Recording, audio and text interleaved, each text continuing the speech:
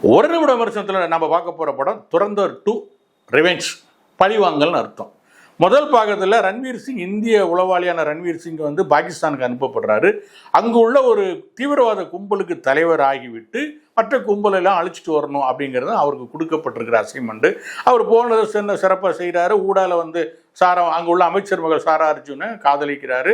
அங்குள்ள ஒரு கூட்டத்துக்கு தலைவனாகி இருப்பதோட அந்த முதல் பாகம் முடியுது. ரெண்டாம் பாகத்தில் வந்து அவர் ஏன் அனுப்பப்பட்டார், அவர் அனுப்பப்பட்டதன் பின்னணி என்ன அப்படிங்கிறது முதல் ஒரு 10-15 நிமிஷம் சொல்லிட்டு அப்புறம் திரும்ப கதை வந்து முதல் பாகத்தில் விட்ட இடத்துலேருந்தே ஆரம்பிக்குது. அவர் தலைவர் ஆன பிறகு அங்குள்ள அரசியல் கட்சிகள், அங்குள்ள மற்ற தீவிரவாத குழுக்கள், இது எல்லாத்தையும் ஒன்றுக்கு சகுனி வேலை பார்த்து, சாணக்கிய வேலை பார்த்து எல்லா கூட்டத்தையும் எப்படி அழிச்சிட்டு இந்தியாவுக்கு ஆகாதவங்க அம்புட்டு பேர் போட்டு தள்ளிட்டு எப்படி இந்தியா திரும்புறாரு அப்படிங்கிறதா ரெண்டாம் பாகத்தோட கதை.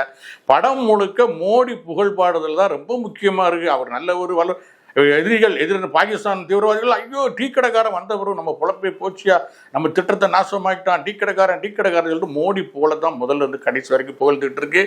பண மதிப்பிழப்பு நடவடிக்கை இந்தியாவில் எடுக்கப்பட்ட மிக மோசமான நடவடிக்கை. ஆனால் அந்த நடவடிக்கையை இந்திய நாட்டின் பாதுகாப்புக்காக எடுக்கப்பட்டது தான். அதாவது வெளிநாட்டிலேருந்து கள்ள நோட்டை, பாகிஸ்தான்லேருந்து கள்ள நோட்டை அச்சடித்து நிறையா கொண்டாந்து இந்தியாவுக்கு கொண்டு வந்துடுறாங்க. இது மக்கள் பயன்பாட்டுக்கு போச்சுன்னா பொருளாதார சீர்குலைவு ஏற்படும் தான் மோடி அவசரமாக பண மதிப்பிழப்பை கொண்டு வந்ததாக அவரே சொல்லாத ஒரு புது கற்பனை, அந்த கட்சியே சொல்லாத ஒரு புது கற்பனை இந்த படம் சொல்லுது.